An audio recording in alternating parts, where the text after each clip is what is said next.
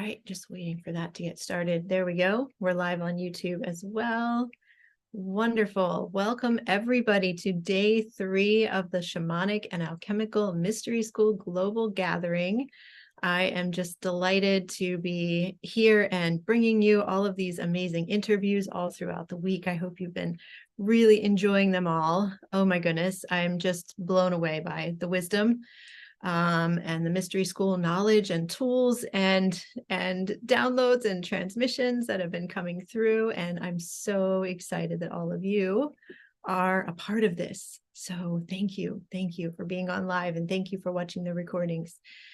I have something really exciting to share with you today, which is more about specific technology in Egypt and Göbekli Tepe and even Atlantis. And so we're going to dive into that in just a moment. I just want to check one thing here on my technology side, so bear with me. There we go. Okay, great. Yes, everything is good. All right, wonderful. So welcome Kim in Michigan, welcome Lisa in Ottawa, welcome Leslie Ann in the UK, welcome Vicky in Belgium, welcome Al in Malaysia. I know it must be very, very late for you there, Al. Hope you're doing well. Welcome Jessica Ann in Salish Sea. Wow, beautiful. Welcome Lynn in Rehoboth Beach, Delaware. Welcome Maria in Holland.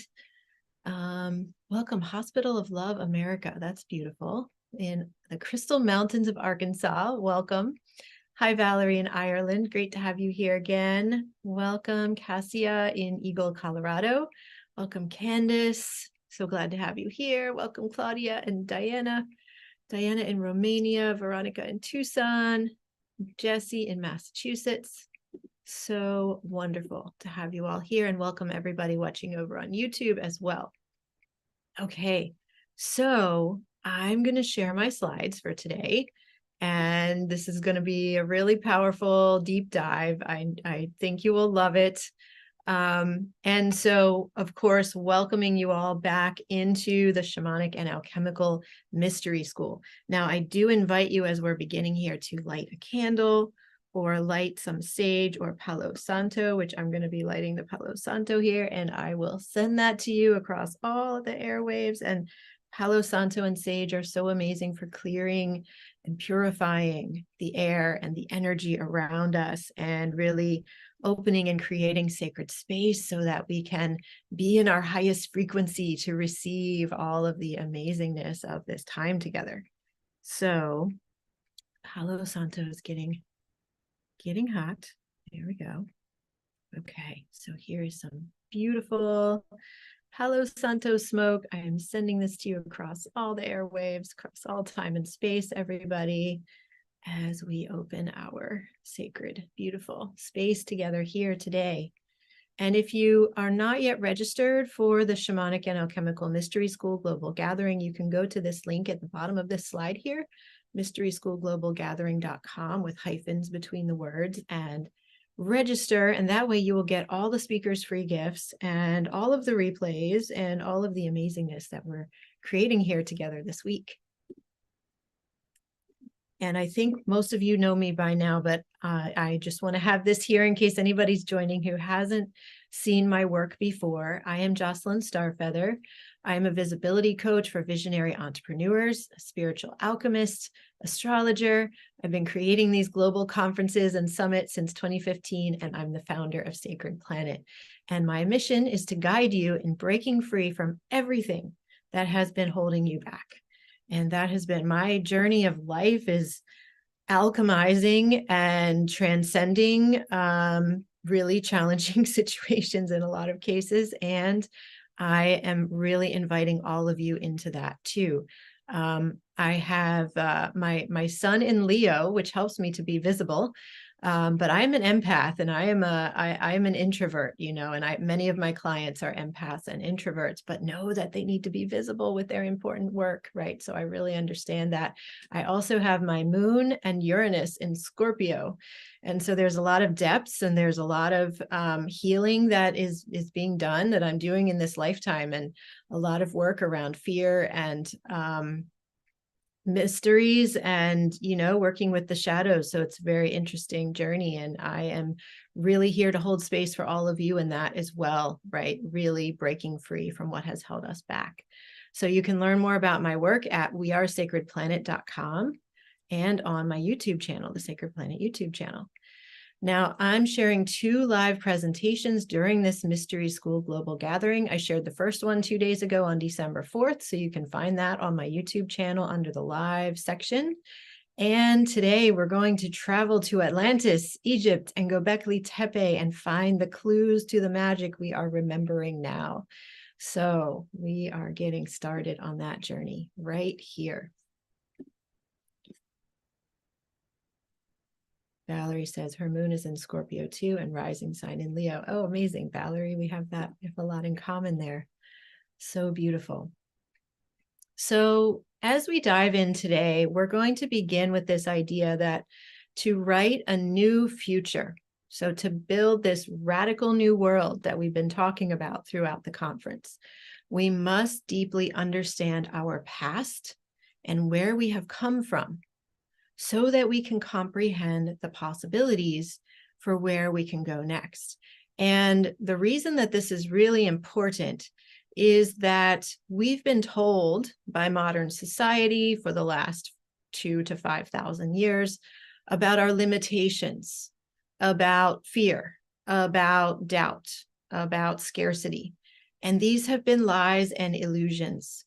And so we've got to go way back before that trauma occurred, before the witch burnings, before the power was taken away from the women, the indigenous civilizations, so many aspects of our culture that were wild and free and deeply connected with the earth and cosmos. We need to go back before all of that happened, so that we can actually comprehend the vastness of what is possible for us and who we truly are. And as we travel here today, I have this beautiful image from Abydos of Thoth on the right, the ibis-headed god, offering the Ankh, the key of life, this is King Seti I, who is going through the resurrection ceremony in these panels on in the Chapel of Osiris in Abydos Temple. And Seti I here is in his Osiris form. He looks like Osiris. He's mummified. He's wrapped up, and he has this beautiful headdress crown on because he is going through this resurrection ceremony to transcend all limitations, to actually move beyond the 3D and travel out to the immortal stars, the constellation Cygnus and the Big Dipper in the north, and make this journey to the land of the gods above, and then come back into his body. And so that's what's happening here, very alchemical. So the invitation is, though, to not try to figure out this image with your mind so much, but more to gaze at this and to continue taking in everything I'll share with you today from the heart and from the deeper places within you that are not trying to know something, that are not trying to be right or prove others wrong or be in control in any way, right? We need to really let go of everything we thought we knew, because we've been taught things or shown things that are actually illusions for so many thousands of years. We need to go way, way back here and find out that there are many different realities available to us. And the more that we open and surrender, the more easily we can step through the star portals and far beyond any existing belief systems into the vastness that is truly available to us. So that's the invitation for today. Now, we have a strong sense in our hearts that somewhere in the distant past, we knew magic. And we had powers that today we cannot even imagine, such as maybe lifting heavy stones with little effort. Maybe that's how they built the pyramids. Traveling to the stars and back, as we saw that Seti I was doing in that previous slide. Communicating telepathically. Perhaps we held these abilities 13,000 years ago, perhaps 26,000 years ago. I spoke a lot about the precessional cycles and the prophecies pointing to the time is now in my presentation 2 days ago. So check that out to learn more about the precessional cycles.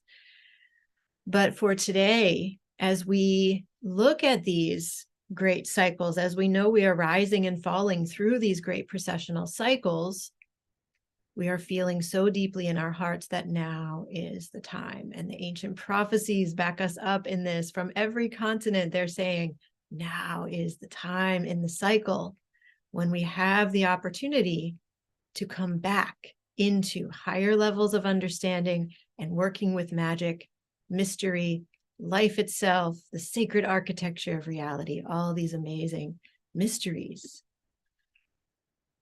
And so in the stone structures, in the writings from so many different cultures all around the world, we see evidence of this time of higher consciousness. For example, the Giza pyramids, Sacsayhuaman in Peru, the temples in Mexico, the temples in India. I'll show you an amazing, really ancient one in India in a little bit here.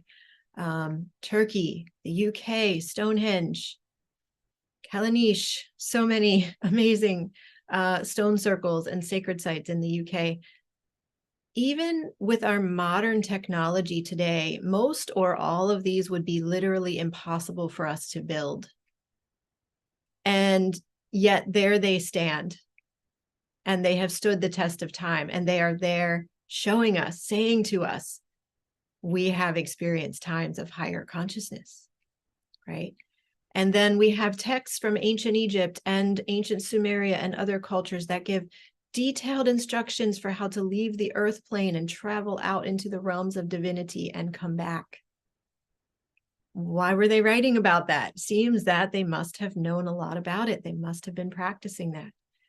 And we have other texts and stone structures all around the world that were aligned with very specific stars and constellations that held shamanic powers, such as the star Deneb in the constellation of Cygnus, or the star Sirius that's connected with the goddess Isis. So another interesting thing is when we go back beyond a certain date, that's about 3500 BC, there's no writing. So we have Stonehenge, we have Sacsayhuaman, we have the Giza pyramids and the Sphinx, we have the Osirian and Abydos. These are the most ancient structures, and we know that, but there's no writing. So this is really fascinating. The further back we go, we find there's a point before which there was no writing, but yet there were incredible cultures and achievements and architecture being built. So what's happening there, right? Could it be we did not need the writing because our consciousness was so high? We could communicate without words, or the knowledge was universal and didn't need to be written down. We don't know the answers to these, but we have the questions, and we have this evidence showing that something more was certainly going on. It's also well known that in Egypt, Göbekli Tepe, Peru, many other ancient sites around the world, the farther that we go back in time, the more precise, high quality, and high consciousness everything is.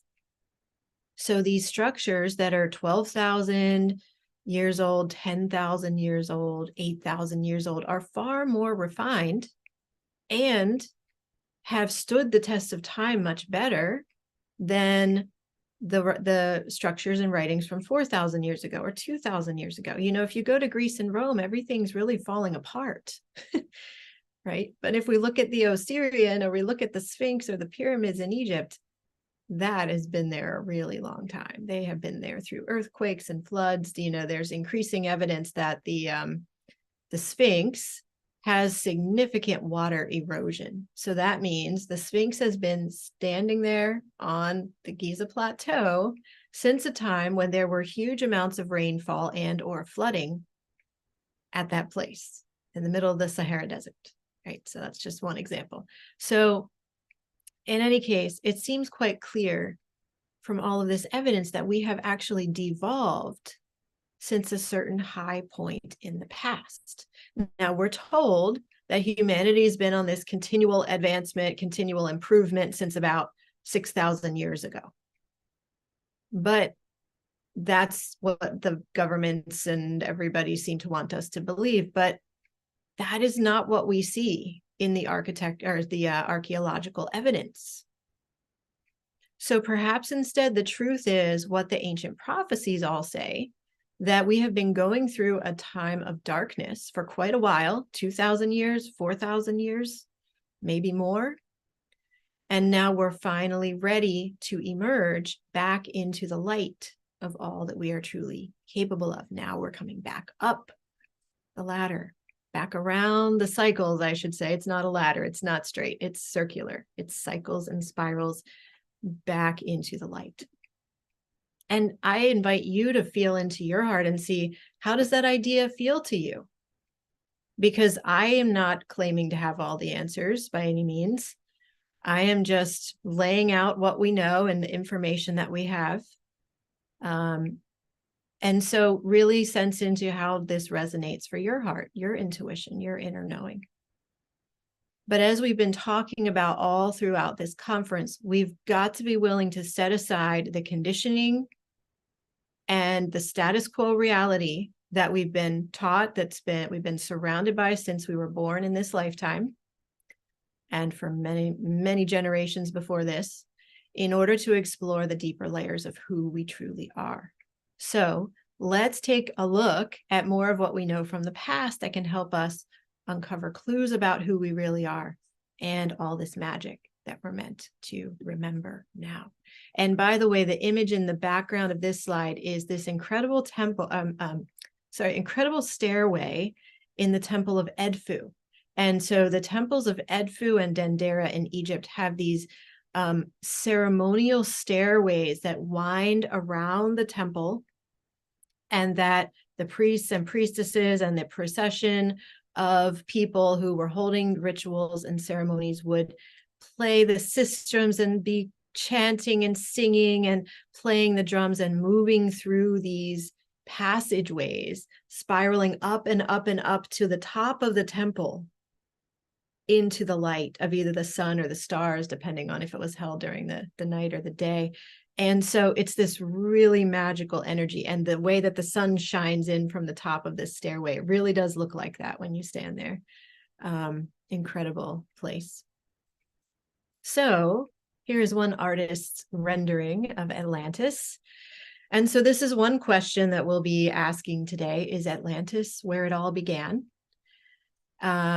There's an incredible book by Marco Vigato, and it's called The Empire of Atlantis, and it explores the fact that Atlantis may have existed even as far back as 36,000 BC.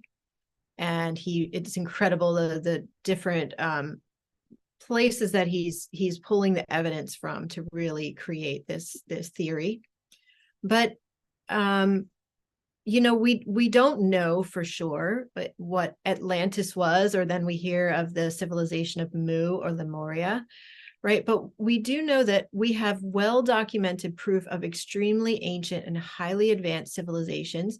That includes Atlantis, it includes others, from many, many sources. So Plato, Plutarch, Homer, other ancient Greek writers, philosophers, and historians wrote about Atlantis.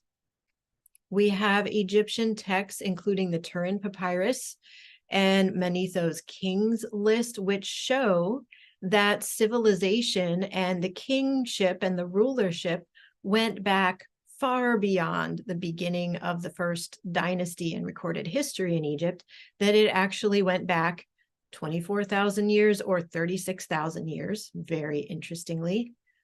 And the Sumerian King's List goes back, I believe it's 54,000 years of kings, which were gods at the beginning, as it's written in the King's List. These are very mysterious documents, but they show evidence that we had extremely highly advanced civilizations a much longer time ago than we have been told. There are also ancient maps that seem to have been carried forward from much older times, but that were created in the 13th, 14th, 15th centuries. including the Portolan maps of the 13th century, the Piri Reis map of 1513, that show, for example, Antarctica without ice on it, or that show Atlantis, or that show North America when it was before anybody in Europe knew about North America. So we see evidence from many different directions here of these ancient cultures. We also have texts from the Aztec and the Nahua cultures of Mexico, as documented in the Codex Vaticanus, which are talking about these god kings from long, long ago. And so the civilizations and the kings that are described in these ancient documents actually go back as far as 240,000 years ago in some cases. And then as we get more closer to now, it becomes a little more solid and consistent, where we have clearly stated cities and kingdoms described between 36,000 to 12,000 years ago quite consistently. Yet we have little or no archaeological evidence of these extremely ancient advanced civilizations. Now, maybe we do, but we haven't identified it that way yet. For example, maybe the Sphinx and the pyramids are 36,000 years old, 54,000 years old, as some say, but we haven't identified them as such. So it's hard to say what evidence we have. Also, maybe we need to dig deeper under the ground. You know, so much of what is being discovered in Turkey, Göbekli Tepe, Karahan Tepe, etc., are being found when people are digging a new sewer system, or when people are, farmers are plowing in their field and they hit a large stone and they realize this goes way down and it's a whole city or a whole ceremonial complex from 12,000 years ago or more.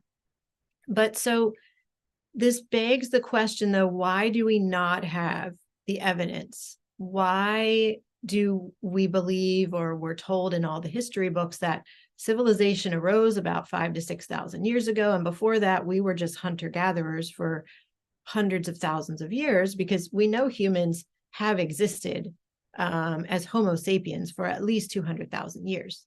So were we really just simple hunter-gatherers that whole entire time? Or maybe even longer, because there's also debates about that. 200,000 could have been much longer ago.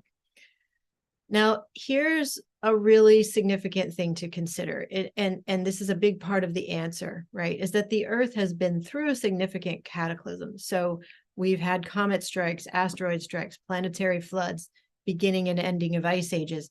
And each of these cataclysms have wiped out a significant portion of our history. So, for example, the extinction of the dinosaurs 65 million years ago.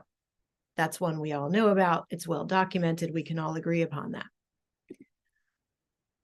Now, the most recent global cataclysm, which is also really well documented, is the Great Flood, or the Great Deluge. So this is written about in the Bible, the Sumerian texts, the Egyptian texts.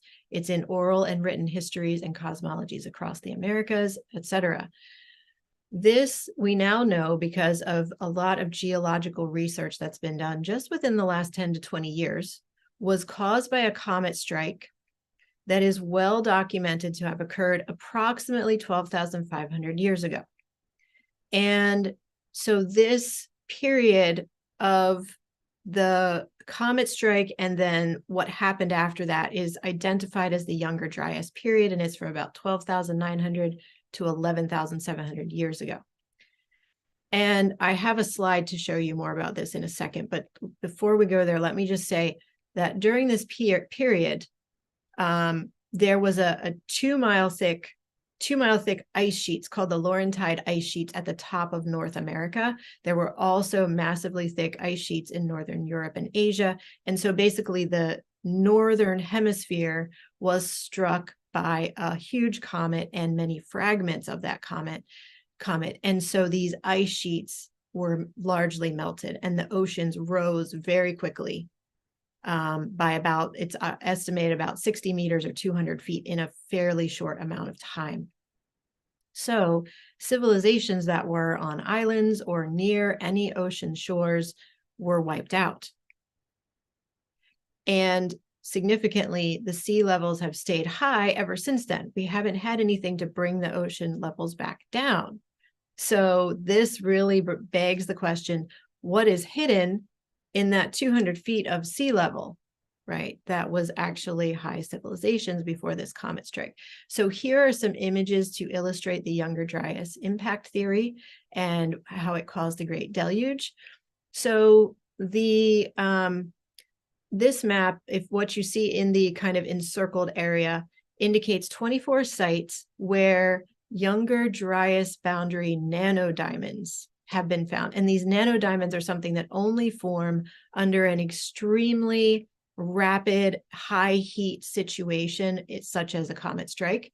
And these are dated to about 12,800 years ago. Ka means 1,000 years ago. So 12.8 Ka is 12,800 years ago.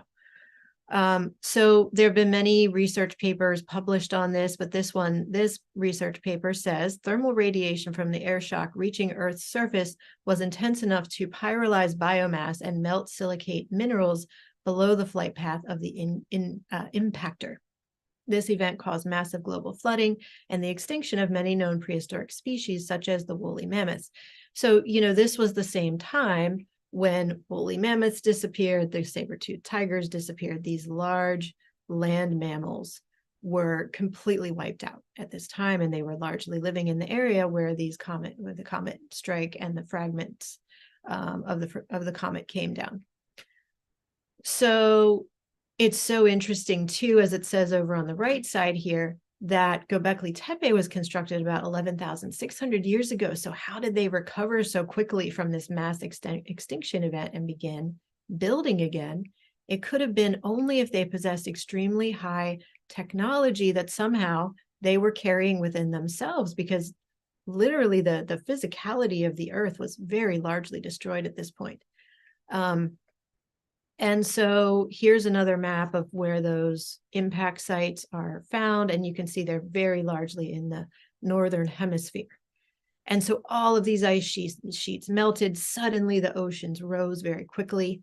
And this is just showing the the change in concentration of methane, as well as the change in temperature during that Younger Dryas period. It was very significant cataclysmic change.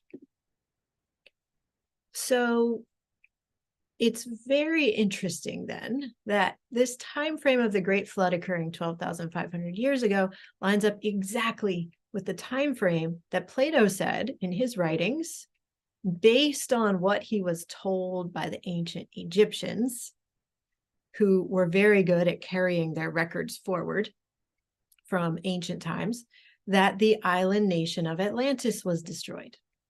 Now, Plato lived from 427 to 347 BC, and he wrote that the sinking of Atlantis happened 12,000 years before his time. Isn't that interesting? So I'm sorry, yes. So 12,000 years before his time. So fascinating, right? Fascinating.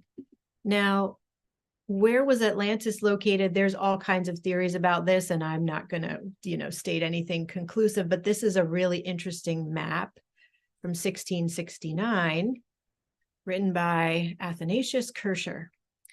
And this map is oriented with the south at the top, which is very interesting because we hear about the poles of the earth can shift, and there's even scientific articles now being published about the poles shifting.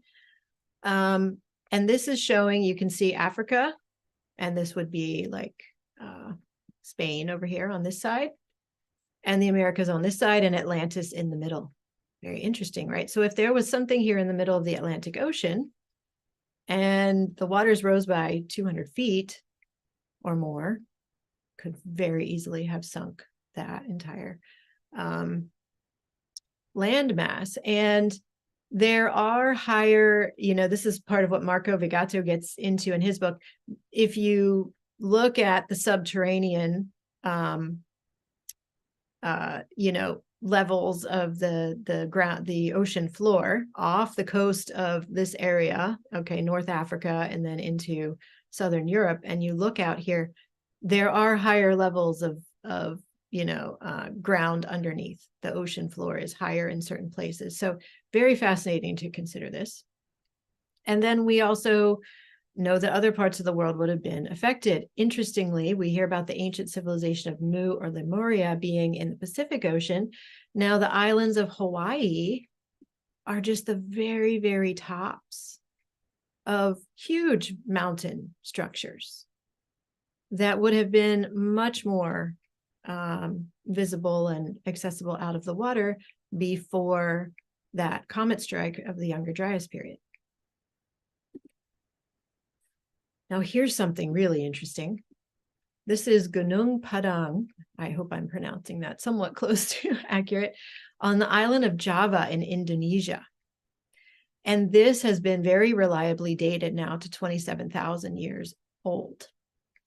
And the primary team of researchers excavating here, led by Dr. Nata Wijaja, have concluded that this was an ancient sacred site where a large pyramid was built in stages over several millennia, with construction beginning about 27,000 years ago.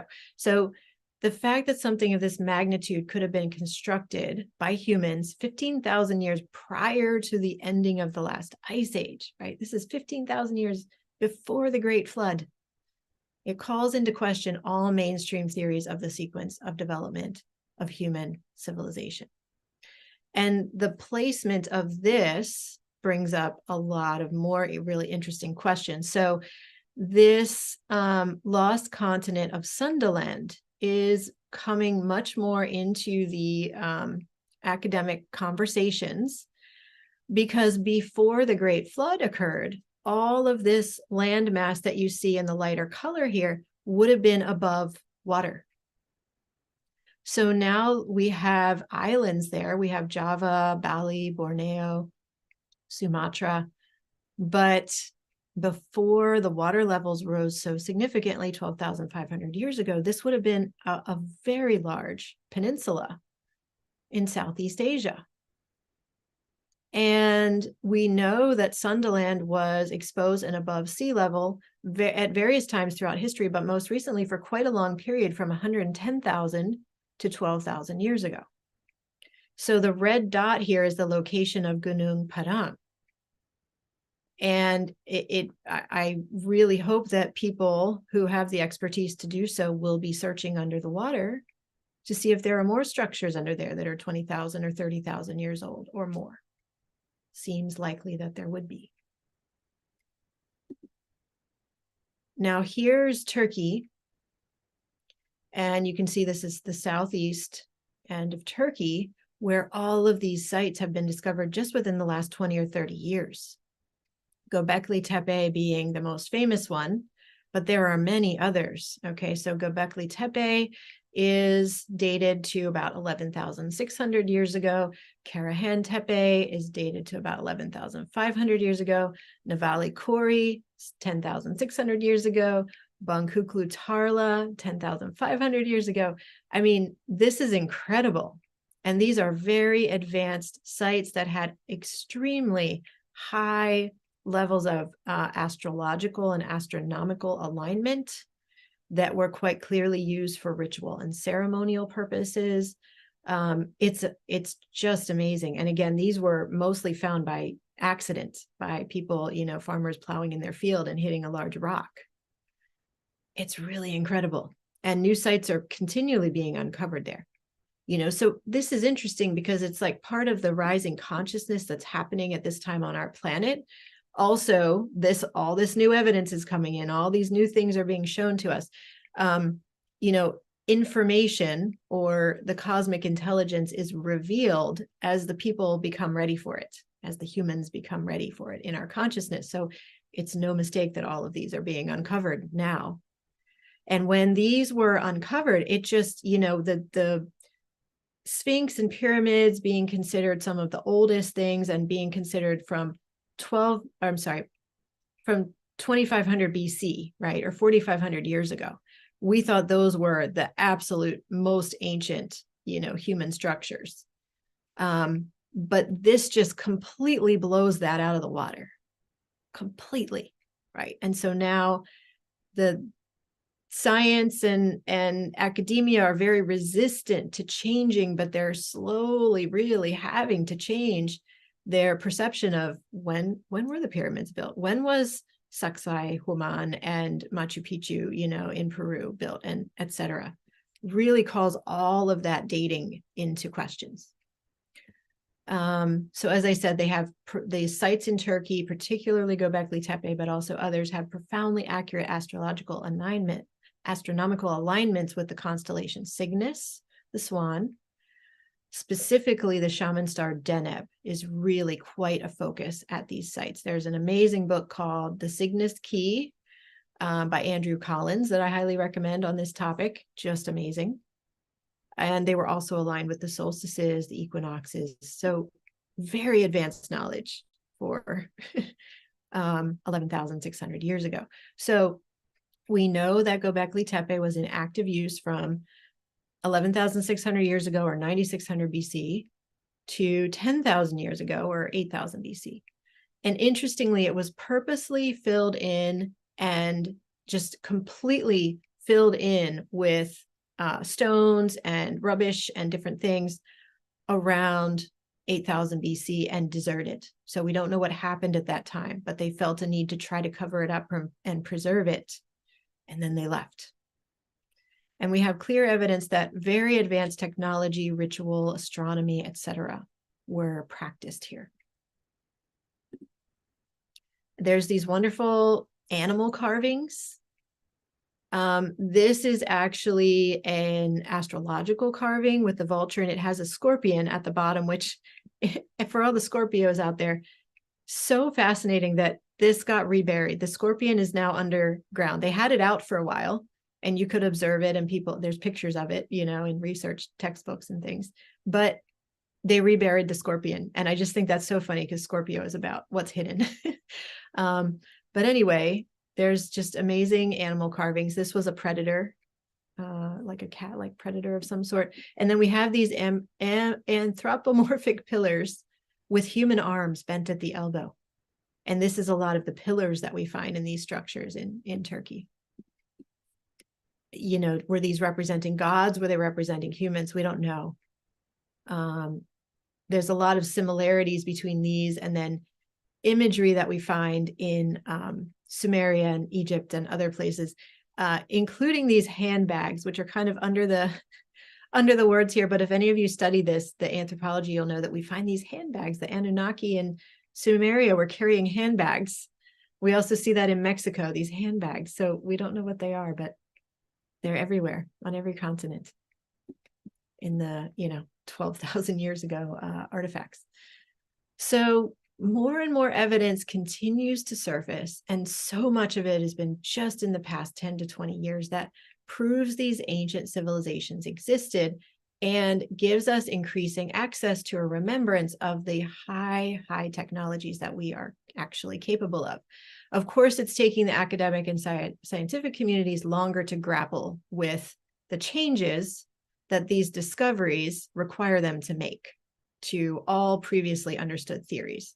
Unfortunately, because the academic and scientific communities like to stay with what they have known in the past, a lot of the new facts being uncovered are hidden or ridiculed. This is like the work of Graham Hancock. He's devoted his entire life to trying to bring this information out, and he's been so, ridiculed and pushed down and, locked out of academic conferences, but he's just trying to bring the facts. So it's very, very interesting. So it's hard for this new information to start getting out into wider awareness, but it's just becoming so clear and evident. The evidence is increasing more and more each day. So I just want to share with you a few slides here, speaking about the unexplainable mysteries that we have here on planet Earth and in our human awareness. It's fascinating to look at. So the Sphinx and pyramids of Giza, I've said a lot about these, but the Sphinx with the water erosion, these are so much older than 2500 BC, so much older.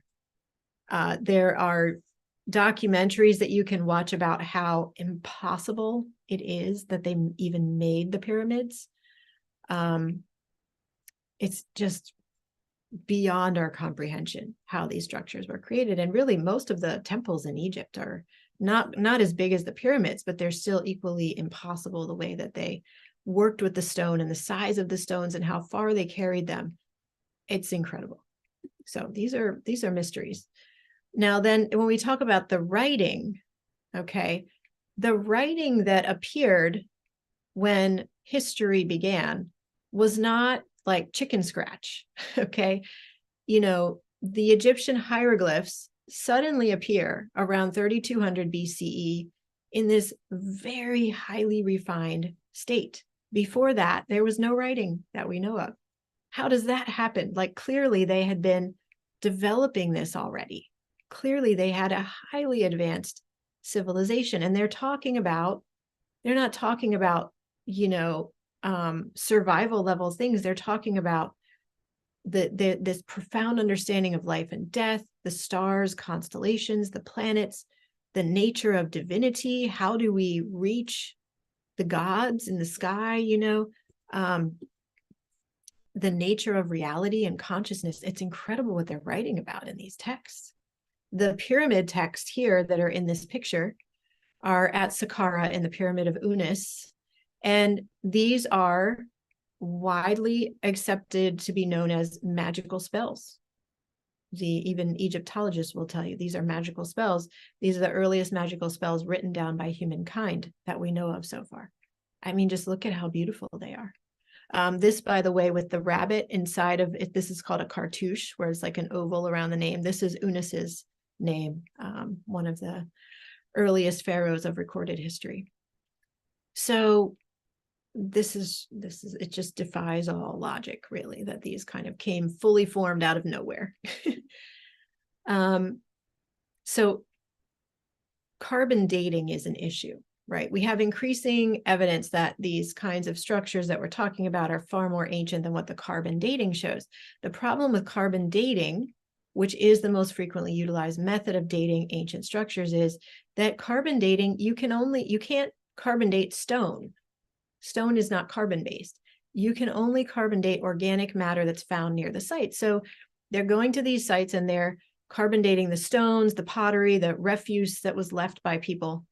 But, you know, there could have been a site that was built 30,000 years ago, and then these people came and occupied it and used it in 3000 BC and left pottery there. You know, that doesn't mean that that's when it was built. And so there's an inherent issue with carbon dating. And I think this is ultimately what's going to cause everyone to need to readjust the dating of the pyramid. Like the pyramids, we found organic matter around them that was from 2500 BC. That doesn't mean that's when the pyramids were built, right? So we actually don't have a reliable way to accurately date the time that stones were carved and put into place. We don't. There's no way to do that. So Stonehenge could be far more ancient than we have been told, you know, all of these. Now, then there's also, as we're talking about the mysteries on the earth, right? There's the knowledge of the shamans and indigenous peoples that have been with us since far, far back into prehistory, like how to work with the natural elements, how to change the weather, right? How to create healing on an energetic level, even before disease physically manifests.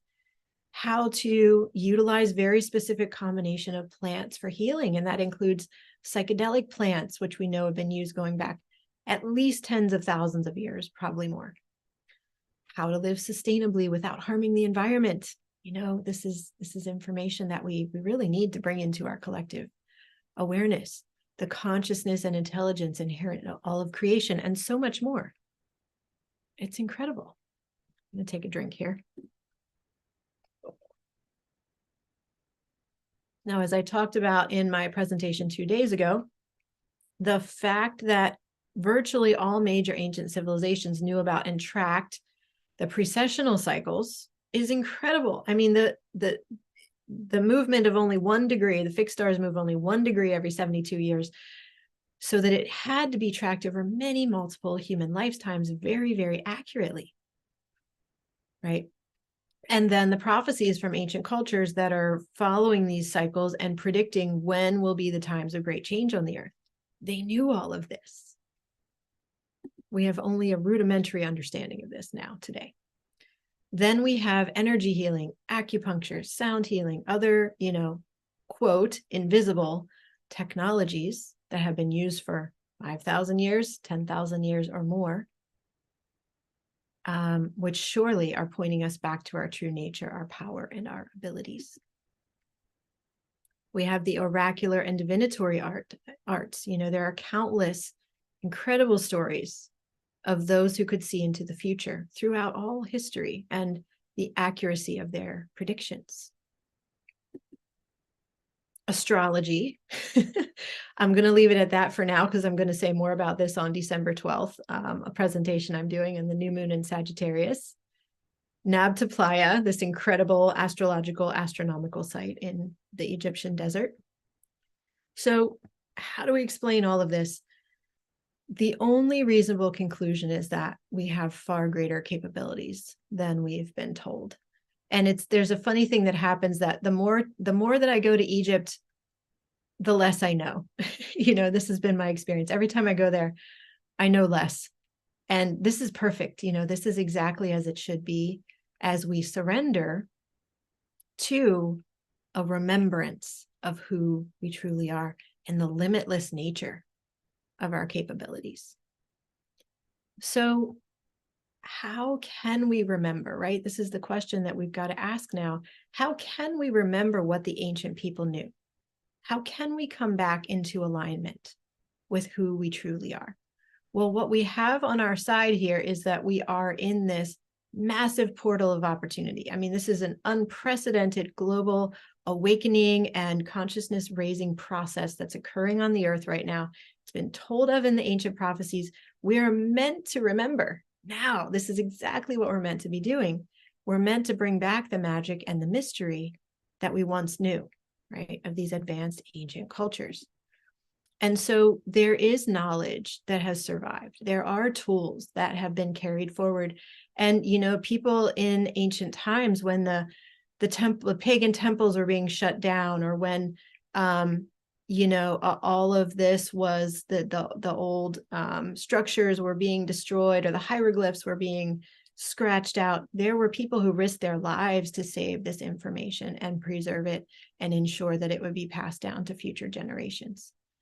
Right. And we have so much that's written on the walls of the Egyptian temples or recorded in the Emerald Tablet and other ancient texts that have been passed down through the ages about alchemy, astrology, ritual, oracular work, and divination, and so much more. So we do have these tools today.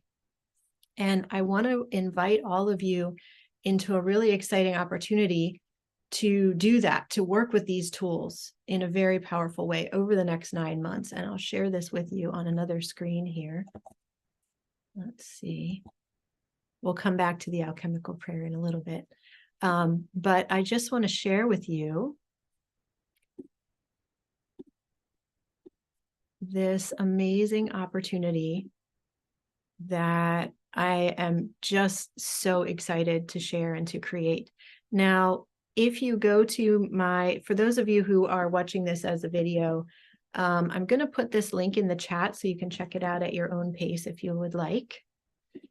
And also, if you go to my website, if you go to wearesacredplanet.com and then click on Sirius Star Portal, it will take you to this page that we're going to look at now. So I want to invite all of you who feel called into a mystery school mentorship over the next 9 months. And it's called the Sirius Star Portal Mystery School Mentorship. And, this is like the next steps after our Mystery School Global Gathering. So I'm opening the doors to this today. And I want to really invite you into an incredibly powerful alchemical ritual immersion over the next 9 months. And so this will go from January to September 2024. And again, you can come to this page and check it out at your own pace or follow along with me here in the video. So this 9-month adventure is a magical mystery tour of the profound inner workings of your life and your soul's divine journey. It's an invitation to step out of status quo reality and into your own unparalleled cosmic codes, truth, light, and power. And I know that you'll be forever changed by this alchemical journey. I've been working with alchemy for many years now and guiding my clients through alchemy and the alchemical process. And there are some testimonials on this page that you can read if you want that information about their experiences. But it is just incredible what happens when we work with alchemy. So as we know, as we've been talking about, we are currently in the midst of a modern day mystery school. And we've got to remember, we don't want to focus on the doubt and the fear and the places that we feel stuck, right? We've got to remember that the intensity that's coming through is the magic reawakening. The challenges that are occurring are actually the opportunities making themselves evident, but we've got to know how to work with that, right? And so you can come here and read more, but I want you to know that I'm here for you through this. I am here to guide you in discovering the greatest power and magic within yourself and fully living it now. And so this is a 9-month journey where I'm going to share the deepest teachings from Egypt, from alchemy, from astrology, indigenous and shamanic studies, and also bringing forward my background in visionary life and business coaching and the intuitive guidance that I bring through. And so we're going to be working in alchemy and in ritual. We're going to combine that with astrology, which alchemy and astrology were always used together in the ancient times, to really bring miracles into your life, to help you rise into your power and full expression, to clear out the old patterns and fears that have held you back. As you know, that's my mission, to really help you break free and to activate, embrace, and embody your highest potentials. And I want to tell you that when we work with alchemy, you know, we've said the alchemical prayer, dear universe, please send me all of the things that I need the most, that I do not even yet know are possible. When we work with alchemy, it opens doors to things that you never could have imagined would be possible or available to you. And that is the invitation here. And so I'm going to go down to here. So here are some testimonials that you can check out. There's a lot to read on this page, so you can be more informed about the program if you feel called to join me for this journey. But this is what we see with alchemy, is the personal evolution happening on the inside and corresponding changes in the external world. You know, like somebody who's been longing for a change in their living situation and suddenly it shows up, right? Or somebody who's been really missing, you know, not having a significant other or a relationship in their life. And suddenly, as we begin to work with the alchemy, that, you know, sacred partnership shows up, right? Or the courage to finally bring your voice and your message and your mission to the world that's been just evading you, that's been so hard to reach. Suddenly you're able to do that. This is what happens when we work with alchemy. Now, alchemy is true transformation. It is an art and science where we take the most challenging parts of our lives, the parts that we really cannot go on with anymore, the old patterns and traumas, and we transform them into the light of our brightest gifts and our most magnificent joy. And this is not just like catchphrases. This is what actually happens with alchemy. It is truly, literally transforming the lead in your life into gold. So taking our densest, heaviest, most burdensome parts of our lives, and over these 9 months, we are going to transform that into joy, light, high consciousness, freedom, liberation for you in your life. Now, in short, alchemy is the most direct and effective pathway to welcome miracles into your life. It is not always easy. I do want to say this can be a very intense journey, but it is always true, and it always leads you to your truth. And it can really accelerate the process of getting to where you want to be. It helps you to clear out that old stuff that's been blocking you for so long relatively quickly, so that you can finally be living the life you really want. And alchemy will always expand us into the bright light of who we came here to be. And the alchemical prayer here, as I mentioned a few minutes ago, it really says it all. This is all you need to know. And the things that are actually available to us are so far beyond what we thought possible. So here in the Sirius Star Portal Mystery School Mentorship, you will open your life to miracles, synchronicities, and the true and deep power that you're holding within. And I will guide you through this process. We're going to walk through the 7 stages of alchemy together. And at every stage, we transform what we started with. The prima materia is what's dense and heavy and not working in your life. We transform it at stage 1. We transform it even more at stage 2. We transform it even more at stage 3. And by the time that we get to the 7th stage of alchemy, you have been liberated from all of that. It's truly incredible. So you can come here and read what you will learn and experience. There's a very long list. We're going to get into incredible mystery school topics here.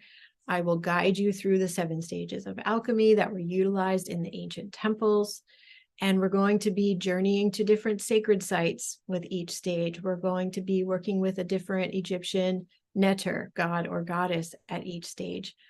And so much more. We're going to work with imagination, really opening you up to the vast possibilities and visions and transmissions that can come through. We're going to be really working with the chakras and the kundalini or ki or prana, the life force energy, and the toroidal field of the body. And this is like, you hear about manifestation and you hear about The Secret and these kinds of things. Everybody's looking for an easy way to get to where you want to be. Alchemy is not the easy way, but it is the true way. Okay. And it is the way that really works and really creates true and lasting change, because it allows us to begin at the beginning stages of alchemy, which are with the root chakra and with the planet Saturn. This is the first stage of alchemy. And actually, let me go ahead to that curriculum here. So you can see that. I'll talk about the stages in a minute. So I do want to say, in this radical and potent curriculum, we're using the framework of the 7 stages of alchemy to create true and lasting change in your life. Now, these practices and alchemical rituals that we will work with are based on the writings, the wisdom, and the secret keys of reality found in Thoth's Emerald Tablet. And these or similar practices have been used in mystery schools throughout the world since the beginning of time to transmute and transform our existing reality into new states of being. So you really won't find another mystery school like this one anywhere else. So we're going to begin at the beginning, as always, and we're going to talk about the old patterns that are ending and the new way forward. We'll have an opening ceremony on January 9th. This will be in alignment with both the solstice and the new moon in Capricorn, and you can set your alchemical intentions. And I will share more about the deeper layers of the Emerald Tablet and these alchemical teachings and other incredible information that we'll get into there. And then beginning in February, we will start with the first stage of alchemy. So this is calcination, as I was starting to say before. We work with the root chakra. We work with the planet Saturn. We'll also be working with the Egyptian neter Anubis, or Anpu. He's the door opener and the way shower. And so we're going to begin there. And we're going to work constructively with past lives and ancestral patterns of harm and fear, how to really heal these wounds. Okay. How to really break down these walls of trauma or fear that have kept you trapped so that you can be free. And you're going to learn about the alchemical process, which begins with working with your prima materia, that begins as your biggest challenge or your heaviest burden. And we will be transforming more and more at every stage until it is finally transmuted into gold. Now, I will be sharing alchemical rituals for you, and there are very specific rituals that you'll do at each stage of alchemy that create a change in you on a physical level as well as an energetic level. And this is how we establish true and lasting change in your life, because we're working with it not just physically, not just energetically, but both together. And that's what the rituals are designed to do. We will also be doing really powerful shamanic journeys in every month to assist you with that particular stage of alchemy. In this case, it will be to cut your ties from old contracts and past life agreements and begin the alchemical process of stepping forward into the light. Now then, in March 2024, we'll move into the second stage of alchemy, dissolution. Okay, and here we work with the sacral chakra. We work with the planet Jupiter and the Egyptian neter Khonsu, who is a magician. We'll work with Göbekli Tepe. And this stage is to wash away any last debris or remnants that might be lingering after the first stage. We want to really cleanse, clear, purify so that you can be free to fly, right? And we're going to begin working here with the Chandra symbols. There are many astrological components that you'll be learning throughout this program. The Chandra symbols are just amazing for working with astrological transits when we're choosing to do ritual and ceremony, and we want to time them with the cosmic intelligence and so much more. Then in April, we'll move into the third stage of alchemy. Now, this is separation, working with the solar plexus chakra and the planet Mars. And I have found that the lioness goddess Sekhmet is really, really helpful at this stage of separation. And this is about releasing the old identities which are no longer serving you. Many of these identities were handed to you by other people or that were made up through your misperception or doubt in yourself, right? But they were never true.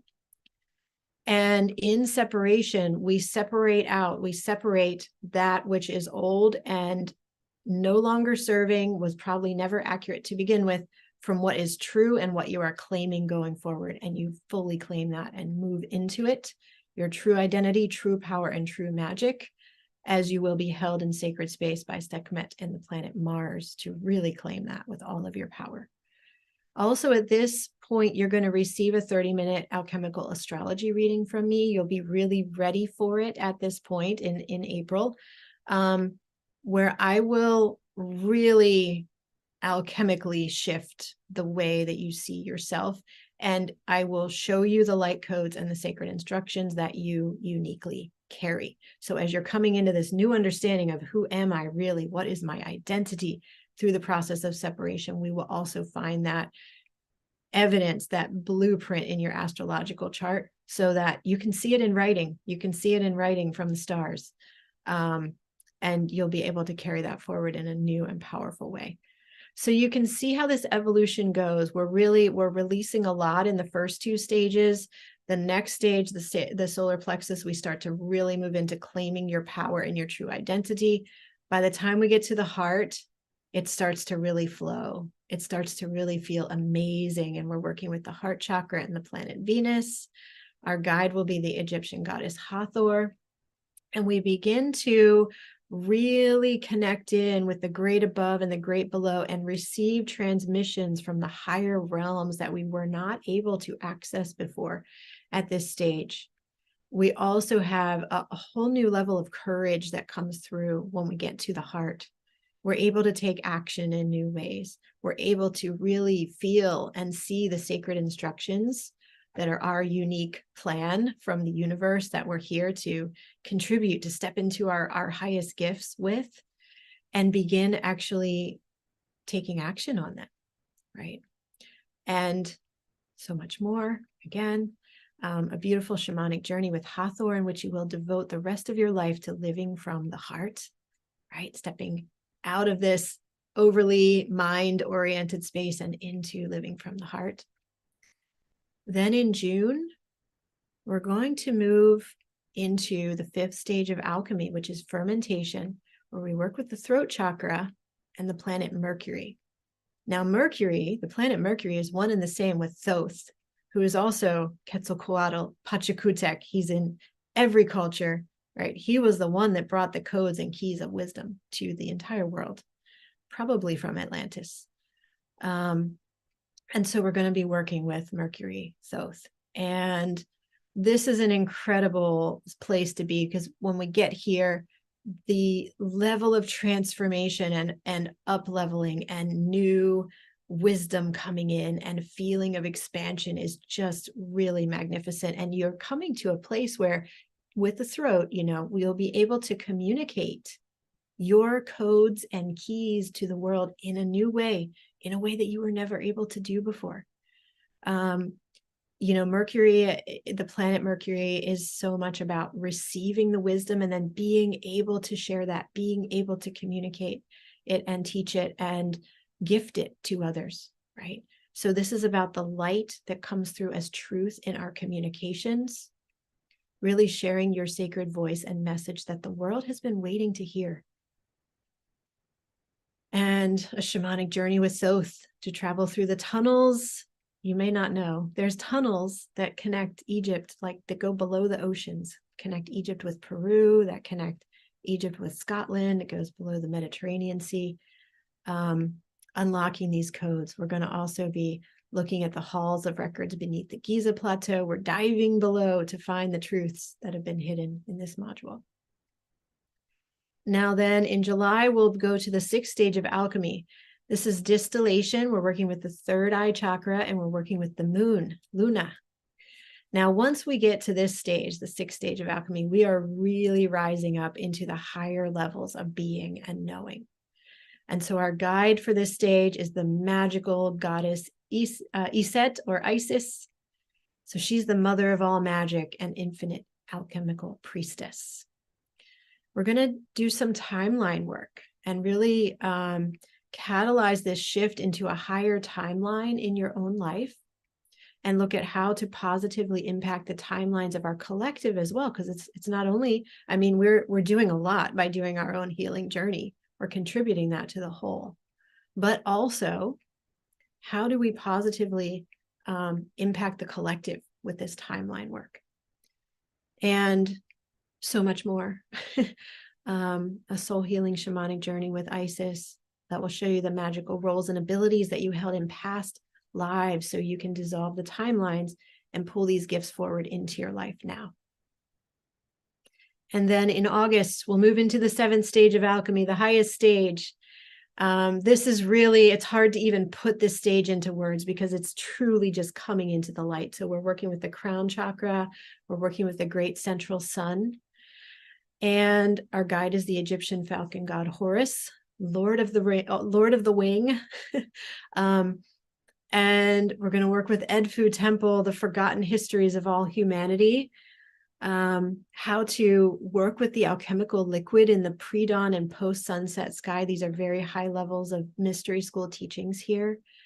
And so much more. This is really just rising into the fullness and the vastness of all that you are at this point. And you are very, very transformed. You are a very new and different human by August and September than you were when we began in February. And you are more truly yourself. You are being and living as your highest self in this incredible way.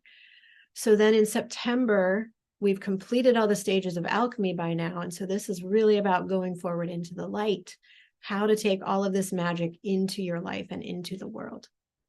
So, obviously throughout all of this, we're going to bond a lot. There's going to be a lot of sharing, a lot of, telling each other about the journeys, about what we've been going through, the ups and downs of the alchemy. And so by this point, we're going to spend this really heartwarming, soul healing time together, reflecting on and sharing about what has happened, this full trajectory of that 9-month journey, right? And all of the unexpected magic that occurred along the way. And we'll hold our closing ceremony on September 24th in alignment with the equinox. And our guides will be the Egyptian Neteru Osiris and Nut. So this will be very powerful as you really incorporate and integrate everything you've learned. And I will share so much with you about how to carry that powerfully out into the world going forward. So my own personal experience, alchemy has transformed my life beyond my wildest dreams. And so after many, many years of exploring and experimenting with the 7 stages of alchemy myself, and then beginning to guide my clients through the alchemical process, I'm really delighted to share the art and science of alchemy with you in this mystery school context. And so the investment is here. The full price is $88.88. But I am very, very happy to offer this for $44.44 if you want to pay in full. And there is so much here that you are receiving. This is such a bargain, really, for everything that you're getting here. And I'm going to be here with you on this journey. You know, I'm going to be there to support you in the group with customized coaching, intuitive and astrological guidance whenever you need it. Really supporting you and holding space for you on this life-changing journey of transformation. We'll have our one-on-one alchemical astrology reading together in April or May. And you'll be learning in depth these 7 stages of alchemy and the very specific alchemical rituals aligned with each stage. And you'll be able to use this not only now, but whenever in the future you want to transform any aspect of your life. So this is so powerful, all that you're receiving here. There is an installment plan that is 6 payments of $777. So you can come here and join that way. And if you'd like to include one-on-one coaching, you can get everything that was listed above, plus 2 90-minute one-on-one visionary coaching sessions with me for $55.55. Okay, so then you would click this button here to join that way, or you can do an installment plan of 6 payments of $9.99 if you want to include the 2 one-on-one coaching sessions. Now, I have something exciting to tell you, because I have some really extra special pricing. If you know this is for you and you're ready to join now, okay, if you join by the end of the day, Saturday, December 9th, you will be able to receive all this for only $33.33. Now, this price is going away after Saturday. This is really giving it away for too little, but I want to reward those who are just in with all your heart, with all of your soul, and you know you're ready for this alchemical immersion and transformation. Go ahead and join now or anytime between now and the end of the day, Saturday, December 9th, and you can receive all this for $33.33 or 6 payments of $677. Okay.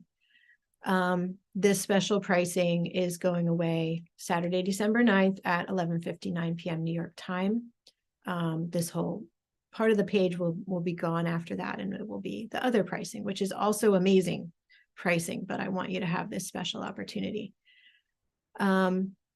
So let me put the link in the chat once again, so you can look at this program at your own pace. And I want to pause and see if anybody has any questions about the program. And I hope you're inspired by it. I've been so inspired by creating it and just can't wait to see who will be called to come on in and come together and gather around and do this amazing alchemical journey over the next 9 months. I want to mention too, I'm going to do more astrology updates throughout December, looking at the year ahead, right? So that I haven't had a chance to share here yet at the conference yet, but 2024 is this incredible transformative year. So whatever you're doing in 2024, you want to really be putting yourself in a position to receive transformation, because with Pluto finally moving into Aquarius for good, with the Jupiter-Uranus conjunction happening in April, many other transits. We also have an amazing Mars and Venus conjunction. The eclipses are going to be really powerful this year.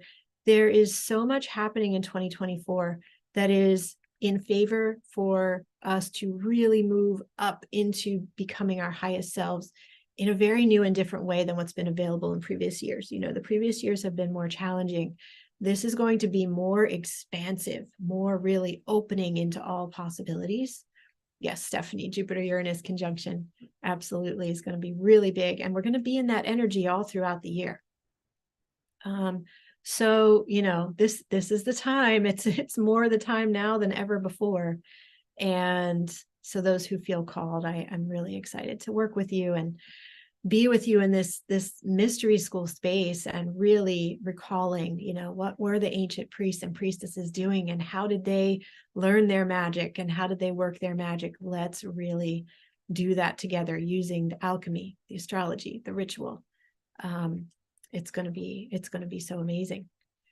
And I will share with you as we're closing, because we do have another interview starting very soon here with the amazing Ellie Pascal. She'll be coming up next in about 10 minutes. Let's just revisit the alchemical prayer together here one more time, everybody. So I welcome you to say this with me. If you want to put your hands up to the sun, that's great. So, dear universe, please send me all of the things that I need and most deeply desire that I do not even yet know are possible. Aho, this is what can happen for us when we have the courage to work with the alchemy. So powerful. All right. So Kares said, so you mentioned visiting sites. So this will be a shamanic journeying to sites. We're not actually going on trips. That is not, that would be a whole different venture. And I really do, I want to bring this to be an in-person mystery school in the future. But for now, this is an online mystery school. So we'll be journeying through all time and space to go to those sacred sites. Thank you, Valerie. Much love and gratitude to you too. And thank you to all those who are sharing beautiful words in the comments. Thank you. I hope you've enjoyed this. And whether you join the mystery school or not, I hope you've been so inspired by this, this event. And we still have amazing interviews going on today and tomorrow as well, coming up soon. I just really hope that you're receiving so much to support you on your journey of stepping out of all that's old, all that's not working anymore, and into the new and building the radical new world together. So I'm sending you all so much love. If you have questions about the mystery school, I'll put this in the chat. You can write to me and my team at hello@wearesacredplanet.com. And that's the best place to write in with any questions. I'll also send some emails with more information about the mystery school. And yeah, I'm sending you so much love, everybody. Now join us back again. I'm going to end the meeting now, but we're going to be right back on with Ellie Pascal, who is just an incredible, inspiring, heart-led, embodiment-led leader in our world. So be sure to come to I'm going to end Zoom, but hop right back on and also hop right back into YouTube so that you can see what Ellie is going to bring to us. It's going to be an amazing embodiment journey. So can't wait to share that with you soon. All right. So much love, everybody. Bye for now. I'll see you soon.